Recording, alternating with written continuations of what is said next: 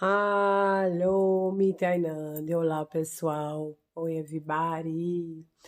Pessoal, no vídeo de hoje eu vou falar sobre a adaptação, como foi, né, para mim, me adaptar aqui num país estrangeiro, onde falam uma língua bem complicadinha, mas que eu sempre costumo dizer que não é impossível para ninguém se adequar, se adaptar, aprender, se aprimorar, melhorar, enfim, buscar se socializar, né? Uma das possibilidades ou uma das portas que existem aqui no país de socialização para estrangeiros é o idioma, é você aprender a falar alemão, tá?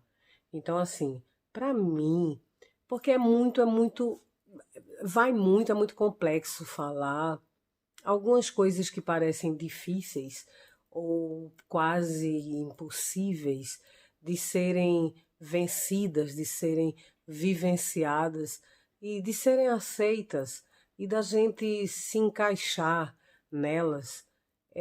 Para mim é complexo falar, por quê? Porque eu não me encaixo muito nesse padrão de dificuldade, porque eu já vivi a dificuldade. Porque eu venho de um lugar onde eu tive uma experiência dificultosa. É, Mesmo eu estando na minha pátria, na minha casa, no meu Brasil, eu passava por certas privações. E eu aprendi a sobreviver na minha terra, né? Então eu acho que isso foi muito positivo para eu chegar até aqui e me sobressair também. Porque uma das guerras mais constantes que a gente vivencia aqui é a aceitação e talvez a discriminação de muitas pessoas, pessoas essas que são do país, são naturais daqui, ou pessoas que são estrangeiras como nós.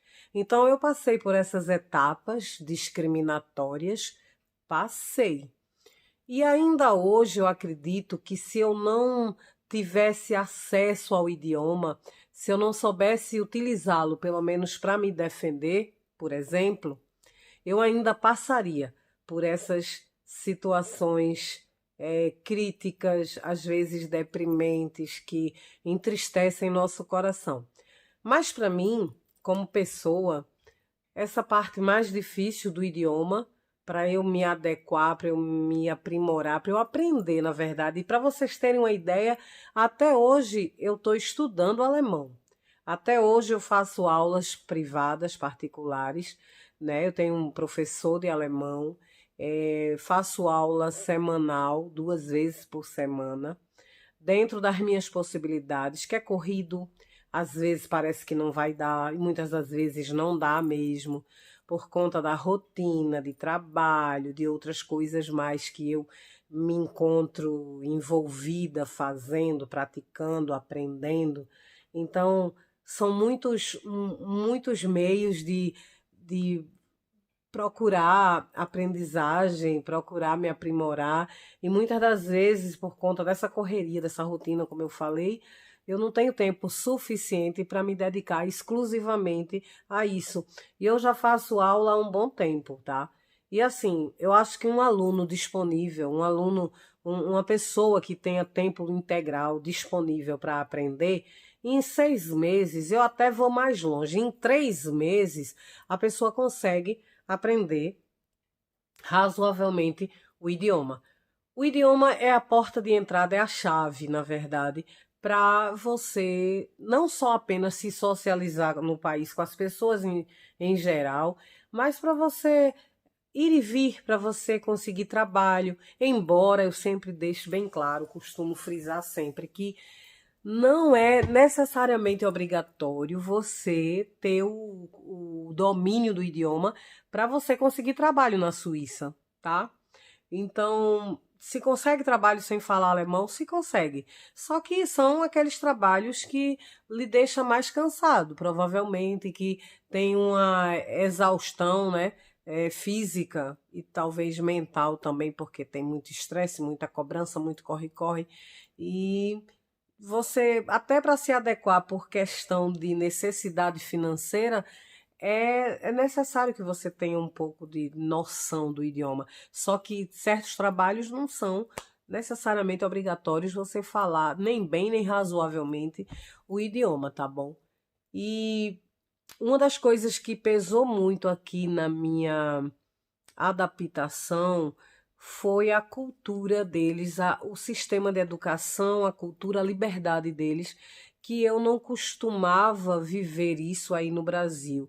Por exemplo, uma coisa que talvez vocês não saibam aí, e que eu também não tenha falado antes. Não são todos que são assim, que fazem assim, que são iguais. Porém, aqui, a grande maioria dos casais tem uma liberdade de ir e vir, tem liberdade de viajar sozinho, tem liberdade de ir a festas, festividades, encontros com amigos, tem liberdade.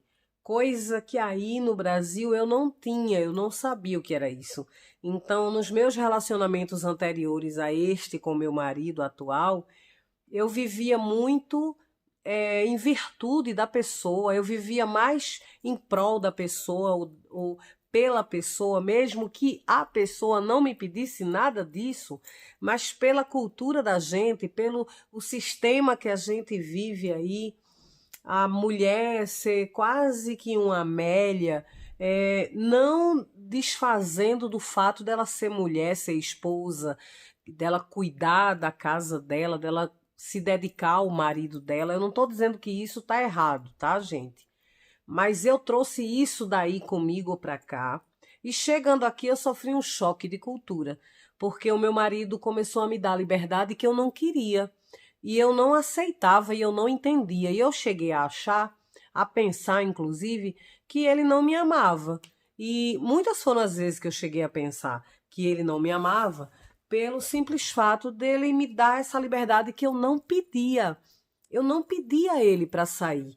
Tinha ocasiões que ele praticamente era como se ele estivesse me empurrando, me forçando, digamos assim, na forma de falar mesmo, literalmente, para que eu me relacionasse com as pessoas, principalmente que eu fizesse amizade o mais rápido possível, que eu acho que ele estava se sentindo tão sufocado, tão aprisionado ao meu sistema que eu trago do Brasil comigo, que eu trago da minha casa, que eu trago de onde eu aprendi com a minha mãe, com minha avó. É essa a cultura familiar que eu tive. Então, eu cheguei aqui e para mim foi um choque. E para eu me adaptar a isso foi um processo muito, muito lento, foi um processo dolorido, tá? Eu acho que esse processo foi mais difícil de eu me adequar ou me adentrar do que o próprio idioma propriamente dito, para que eu possa me comunicar com as pessoas. Porque quando o meu marido dizia para mim, hoje eu tenho encontro com os amigos, para mim, na minha cabeça, não entrava isso de jeito nenhum. Porque o que eu via na minha convivência do meu tempo de criança, a adolescente, a adulta, eram os homens mentindo para as mulheres, encontro com os amigos, geralmente eram encontros de cavernosos, né? Aqueles encontros fajutos, mentirosos, que não eram reais e eram encontro com mulheres, não eram com os amigos, eram com as amigas, amigas de cama, amigas íntimas, enfim, gente. Isso para mim foi muito pesado de absorver, de aceitar e de compreender. Até eu me socializar mesmo com pessoas tanto do Brasil quanto estrangeiras, estrangeiros, homens, mulheres. Uma vez eu encontrei uma esposa de um sobrinho do meu marido, um homem que, poxa, eu disse para mim mesma, quem não gostaria de ter um marido assim, com relação a esse sobrinho do meu marido? E a esposa dele eu a encontrei numa festividade, não era de forró, que forró é algo característico do Brasil, né? É da nossa cultura, é típico nosso. Mas foi numa festa de cowboy, uma festa de cowboy, um evento não tão longe daqui de onde nós moramos, inclusive este sobrinho também mora aqui e esta esposa dele, eles, no caso, o casal, moram aqui em Veques, e ela estava numa festividade de cowboy em Kusnacht an Rig, que é onde eu costumo frequentar o meu point de encontro com os amigos brasileiros e portugueses. Então, eu achei aquilo absurdo. Na minha cabeça, eu digo o que ela está fazendo aqui, enquanto aquele marido dela, que é um sonho para qualquer uma, seria até para mim, que se eu não tivesse marido. E falando honestamente, né, na minha concepção, na minha visão, poxa, como ela pode deixar ele em casa e estar aqui? E ela me encontrou e não se sentiu constrangida, porque eu a vi dançando com outras pessoas, outros homens.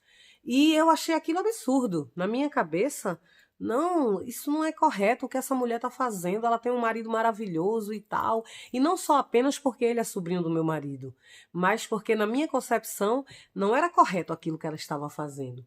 Mas aí eu percebi que é normal aqui. É normal. Não é feio, não é imoral, não como é que a gente fala? Leviano. Não é de trairagem, não é de traição, não é de. Como é que se pode dizer? Não é de clandestinidade, de ter um caso, de ter amantes, não tem nada a ver com nada disso. E mesmo que as pessoas até possam criticar as mulheres que fazem isso, que saem para se divertir, essas mesmas pessoas têm esse direito também de viver essa mesma rotina, essa mesma realidade, essa mesma vida diferenciada. E eu não queria aceitar isso porque era como se eu estivesse dando a chance do meu marido também fazer. E eu não queria que ele fizesse comigo aquilo que eu não fazia com ele. Só que o tempo foi passando e eu fui percebendo que eu fazendo ou não, ele fazia. E ele não estava preocupado se aquilo estava me machucando, porque aquilo faz parte da vida dele aqui. Aquilo faz parte da liberdade de vida deles aqui. E por mais que eu amasse e dissesse aos quatro ventos, aos quatro cantos do mundo, e gritasse, esperneasse, escandalizasse, não ia ter importância. A dimensão desse amor que eu dizia sentir, ou que eu digo sentir, não ia estar explícito no meu comportamento ou na dor que eu estava sentindo de ver meu marido sair para encontrar os amigos e até ir para uma festa como essa dançante e dançar com outras mulheres, por exemplo. Não que necessariamente aqui exista a impossibilidade das pessoas se encontrarem na clandestinidade e terem envolvimentos amorosos ou sexuais extraconjugais. Não há essa impossibilidade. Mas também não há uma facilidade tão grande quanto no Brasil, por exemplo. Aqui não existe motel, para vocês terem uma ideia. Então, eu pensei, se não existe motel, como eles fazem para atrair? Olha a minha cabeça, o meu pensamento medíocre, a minha preocupação pequena com relação aos traumas e frustrações que eu vivi anteriormente aí no Brasil. Então, eu estava pesquisando a razão, o motivo. Eu queria encontrar uma razão, eu queria encontrar a solução para um problema que não era meu e que eu não via nas pessoas, mas que eu queria achar. E quem procura, acha. Então, com o passar do tempo, eu pude perceber que não existe motel, mas existem hotéis. Hotel. O hotel de hospedagem. E as pessoas podem ir para este hotel, não podem? Elas podem lá se encontrarem e fazer o que normalmente nós fazemos no Brasil nos motéis. A gente utiliza os hotéis no Brasil para nos hospedarmos e os motéis para nos encontrarmos ou para irmos com os nossos cônjuges, nossos namorados, maridos, amantes, noivos e etc. Porém, aqui na Suíça, os hotéis são utilizados tanto para se hospedarem para os hóspedes, quanto para as pessoas terem os encontros amorosos. Então, nada disso impede que os homens ou mulheres tenham relacionamentos extraconjugais. Tudo vai depender do interesse, da capacidade, do caráter de cada um, não é? E hoje eu estou numa situação, gente, num patamar de maturidade que eu já não julgo. Sinceramente, eu já não julgo ninguém mais. E já julguei sim, mas hoje eu já não julgo ninguém por questão de caráter ou por opção de querer ter um envolvimento com alguém, de trair ou não. Eu acho que verdadeiramente a gente tem uma vida muito valiosa. Ela pode ser curta ou longa, dependendo da intensidade e da forma como a gente vivencia ela. Então eu não tenho mais preocupação alguma. Não que antes eu me preocupasse, mas ainda me dava ao trabalho de perder o meu tempo analisando os erros alheios à vida do outro, ou até mesmo criticando a postura do outro. Hoje, eu sinceramente pouco me importa o que o outro vai fazer. Que não seja comigo ou contra mim, sinceramente, cada um vai responder por si, pelas suas ações, pelas suas atitudes, pelas suas escolhas, tá? Então, eu já não me coloco nesse posicionamento besta de julgar ou criticar ninguém pelas atitudes, seja qual for, e quem quer que seja quem for.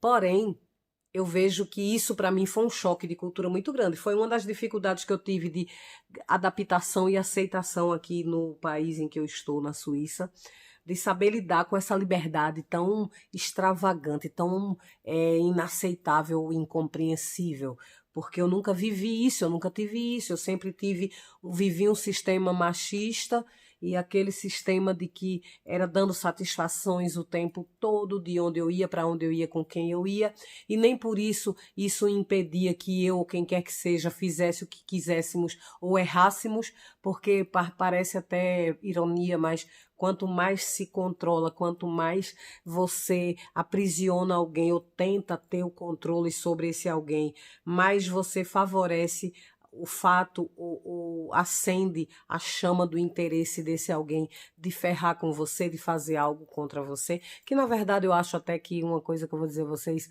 com relação à traição, por exemplo, quando a gente trai, a gente não está traindo a outra pessoa, a gente está se traindo. Porque se fosse bom, se fosse gostoso mesmo, se fosse bacana, a gente andava de cabeça erguida e dava um basta. Olha, não te quero mais, não dá, não é isso que eu quero pra mim. E segue teu rumo, eu sigo o meu e tá tudo bem. Mas a gente, quando não tem essa coragem, porque a gente, na maioria das vezes, é covarde, então a gente prefere ter a clandestinidade, né? Achando que a gente tá dominando tudo e todos, e a gente tá se enganando, a gente tá enganando a si mesmo, nos enganando a nós próprios, né? Então, a nós mesmos. Então, é outra questão, mas isso foi um ponto assim que eu falo para vocês que foi chocante, foi diferente, foi difícil para mim de assimilar, de lidar.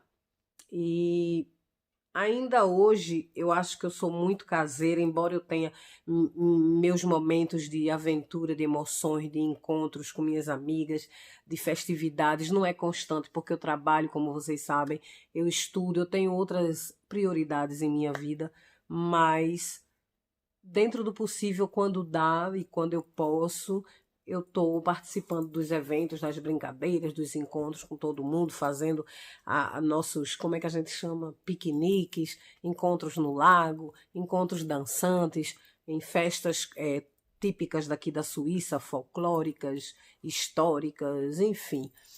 Mas eu sou realmente muito caseira, eu sou muito do lar, eu gosto, sabe? Eu acho que não é que eu nasci para ser Amélia, né? Mas eu gosto da minha casa, eu gosto do meu cantinho. Eu me sinto às vezes tão protegida, tão aconchegante, tão, sabe? Eu gosto disso. Também gosto de sair, de encontrar pessoas, de me divertir, mas eu gosto de estar no meu cantinho, muitas das vezes reservada, né? Quando não estou assistindo algo, estudando alguma coisa, lendo, escrevendo, enfim. Ou até mesmo aqui na rede virtual com vocês, na rede de contato geral, eu estou mais na minha, eu gosto. Mas isso foi um ponto realmente muito, assim, difícil para mim. E não seria diferente com muitas de vocês, principalmente mulheres do Nordeste do Brasil. As mulheres do Sul, Sudeste, eu não sei, talvez tenham uma mentalidade mais aberta, mais, né, ampla, ou, não sei, tem outra visão. Nós, nordestinas, eu não posso falar por todas, mas por mim, pela minha casa, de onde eu venho, de onde eu sou, da minha raiz, da minha origem, eu sou da casa, minha mãe me criou e educou para cuidar da casa, das crianças, do marido. Para vocês terem uma ideia, quando eu cheguei aqui, eu fui passar umas camisas do meu marido, né, no ferro, engomar, e ele disse que não era para fazer isso, e eu fiquei ofendida.